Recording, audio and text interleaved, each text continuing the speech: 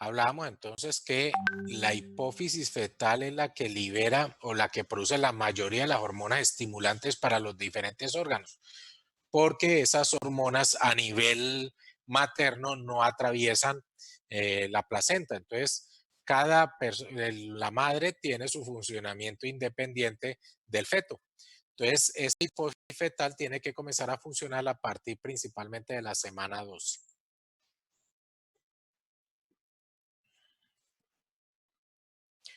Eh, a partir de la semana 12, esa hipófisis fetal va a producir gonadotrofinas que van a hacer las gonadotrofinas estimularle el ovario, pero el ovario durante esa parte fetal y aún durante toda la infancia son ciegas y sordas ante las gonadotropinas.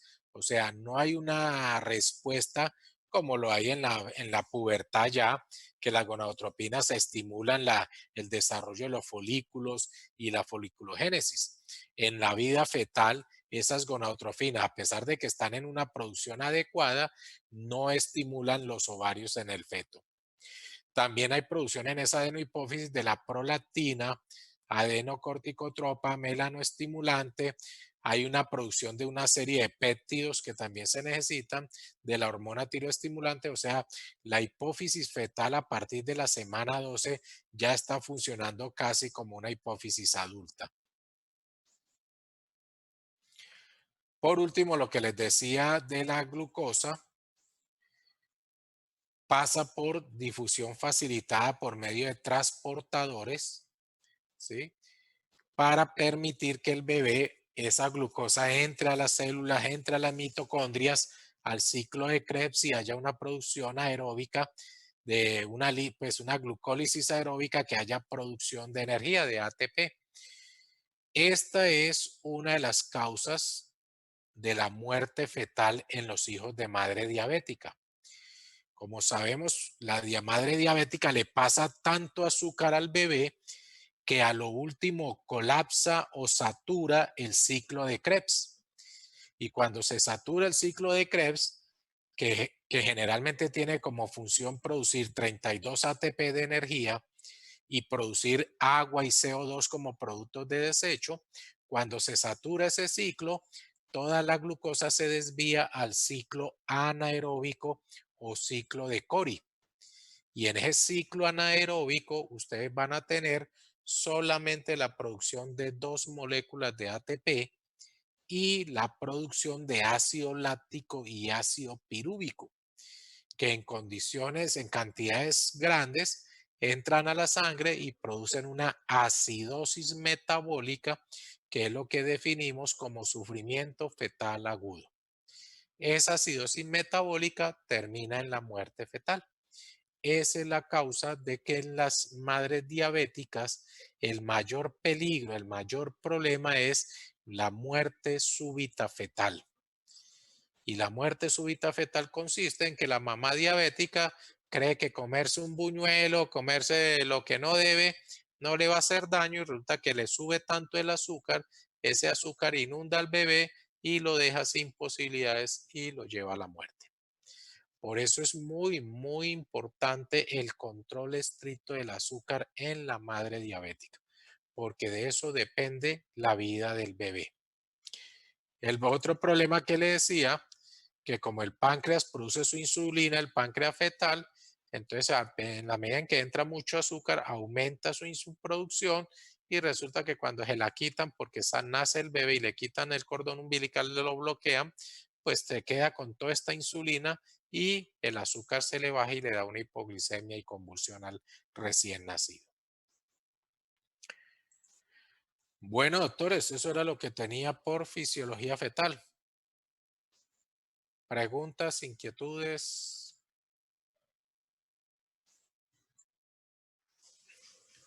Perdón, doctora, ¿cómo? Ah, perdón, doctor, ¿qué?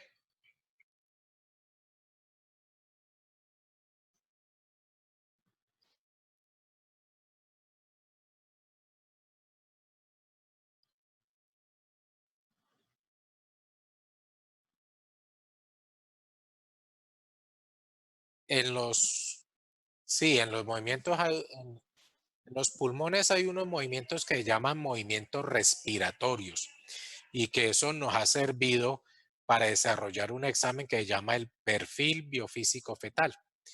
Y se ha visto que los movimientos respiratorios pues están asociados a episodios de hipoxia. Cuando hay hipoxia se ausentan, se eliminan esos movimientos respiratorios.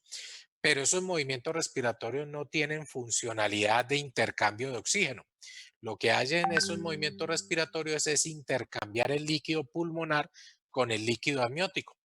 Entonces el pulmón se mueve y se mueve el diafragma, estimula el pulmón y hay intercambio del líquido pulmonar con el líquido amniótico. Entonces sale el líquido pulmonar, entra el líquido amniótico y hacen como una especie de recambio, pero no tienen nada que ver con oxigenación ni con intercambio de oxígeno. Y se toman como base en los movimientos respiratorios en el perfil biofísico, como uno de los parámetros para ver si el bebé tiene o no sufrimiento fetal. ¿Listo? ¿Alguna otra pregunta?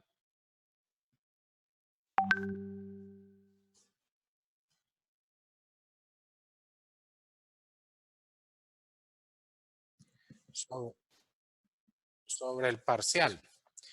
¿Qué quieren saber? Yo quisiera saber es qué tanto han estudiado, para saber si hago el parcial bien difícil o más bien suavecito. ¿Qué tanto habrán estudiado?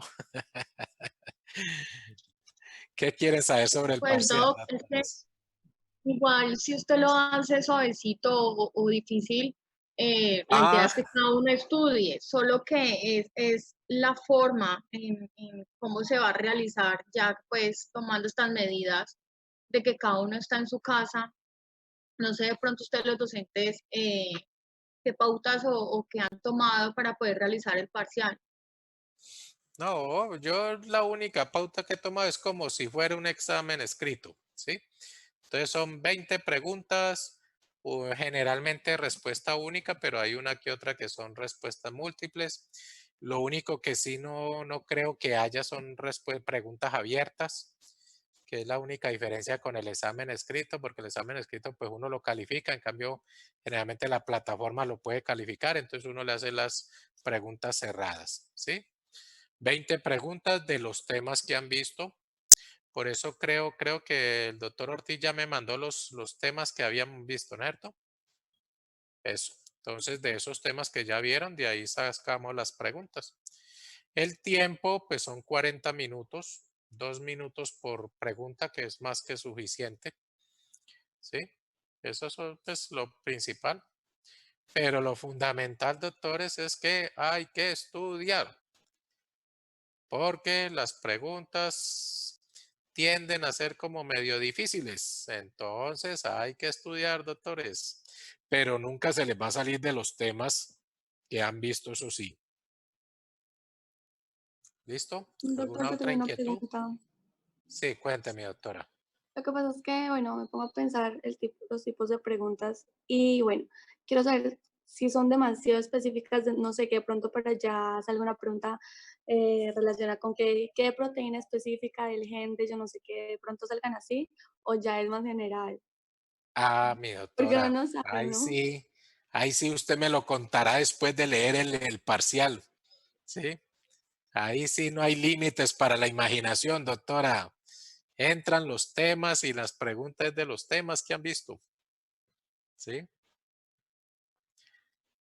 ¿Listo? ¿Alguna otra inquietud?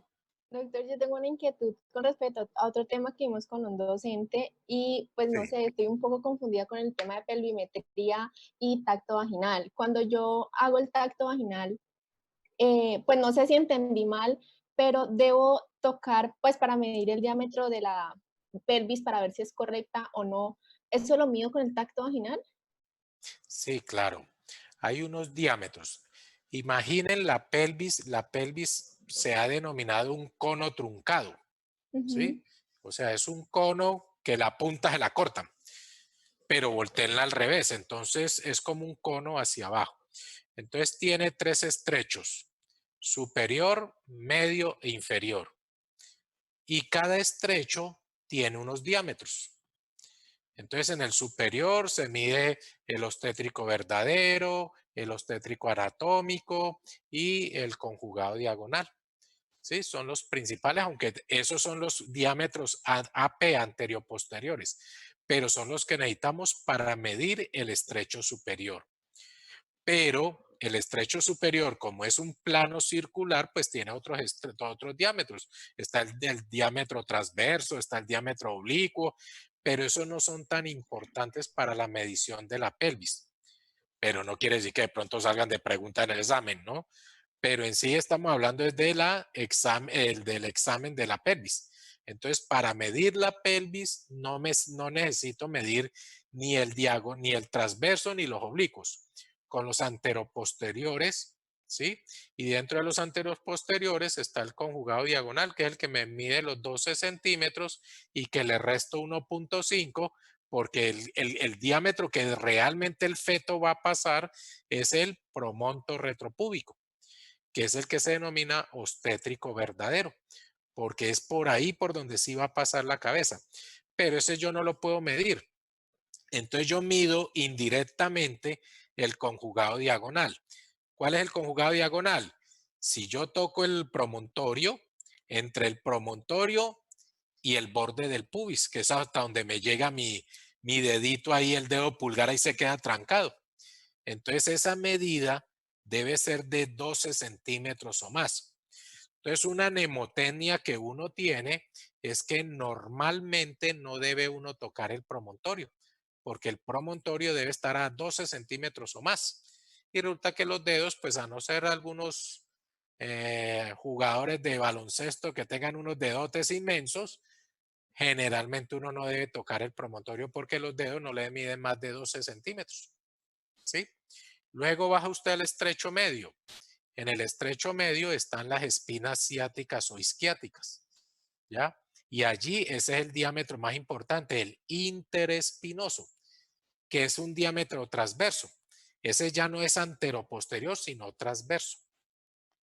Ese interespinoso es el más pequeño de los tres, de los tres estrechos, ese diámetro es el más pequeño. Y se dice que debe medir alrededor de 10.5 centímetros, el diámetro interespinoso. Ahí también hay que mirar cómo están las espinas. Entonces las espinas son de tres tipos. Una espina roma, que es como una pequeña montañita, una lomita y toda roma. Una espina intermedia, donde ya esa lomita le sale una puntica, entonces ya es como más agudo de la punta. Y una que se llama puntiaguda, que ya es que sale como un estilete la espina, entonces eso me disminuye el diámetro interespinoso. Entonces son las dos cosas que uno mira en el estrecho medio. Y por último, el estrecho inferior, que los diámetros más importantes de ese estrecho inferior son el ángulo subpúbico, que como ángulo que es, se mide en grados, entonces debe ser más de 90 grados. Y el diámetro bituberoso, que ya es el único diámetro que se mide con la mano afuera, que es cuando ustedes ven allí el puño, uno coloca el puño exactamente entre las tuberosidades isquiáticas. ¿Cuáles son las tuberosidades isquiáticas? Son los huesitos donde ustedes están sentados ahora, ¿sí? Son las punticas ahí de los huesitos, ahí son las tuberosidades isquiáticas. Esos son los dos diámetros más importantes, el diámetro el diámetro bituberoso y el ángulo subpúbico. Esos son los diámetros más importantes para la parte del estrecho inferior. Pero hay muchas otras medidas, escotadura sacrociática, bueno, hay una serie de medidas que uno realmente no las usa. Los más importantes para medir la pelvis son los que le acabo de comentar. Pero doctora, entonces para que no se me angustie mucho, o sea, en esto de la pelvimetría, los diámetros, ustedes van a encontrar muchos libros, muchos artículos que uno dice uno dice que mide 10, el otro 11, el otro 12. Yo tengo una política cuando califico los exámenes y es si usted me trae una bibliografía, un libro o el artículo, eso sí, reciente, no me va a traer con el que estudió Hipócrates o que estudió por allá donde las medidas todavía no eran reales. Si usted me trae una bibliografía del 2015 para acá y me dice, vea doctor, Yo coloqué 10 porque aquí en este libro decían que era 10. Yo se la acepto y corregimos el valor de la pregunta. Pero por eso digo, tiene que ser del 2015 para acá la bibliografía. Antes no acepto porque pues de todas maneras hay muchos cambios y entonces si ustedes me están estudiando en libros viejos, pues van a aprender cosas que no son. ¿Queda claro, mi doctora? Sí, señor. Bueno, Gracias. ¿alguna otra inquietud? ¿Ninguna más? Bueno, doctores, entonces en el transcurso de la semana, pues yo les mando ya para las otras clases. El examen sería para hacerlo el viernes. Pues yo lo subo a la plataforma para que lo resuelvan el viernes. No sé si están interesados en que se los haga más bien el sábado, ustedes me dicen. Entonces, si están interesados de pronto en que se los haga el sábado, entonces a través del correo el doctor Ortiz me manda, ¿todos están de acuerdo en que lo aplacemos para el sábado o no? Todos están de acuerdo en que lo hagamos ese el viernes. ¿Listo? Entonces Está ustedes la me... complejidad. ¿Cómo, doctora? La complejidad. Ya estamos hablando, doctora. Mire, partan de la base que yo tengo. Yo no fui al ejército, pero hay un lema en el ejército que dice, el entrenamiento tiene que ser tan duro que la guerra parezca un juego. Entonces ya pueden sacar conclusiones. Bueno, doctores, no siendo más. Listo, doctores, que les vaya muy bien. Gracias, doctor, lo mismo.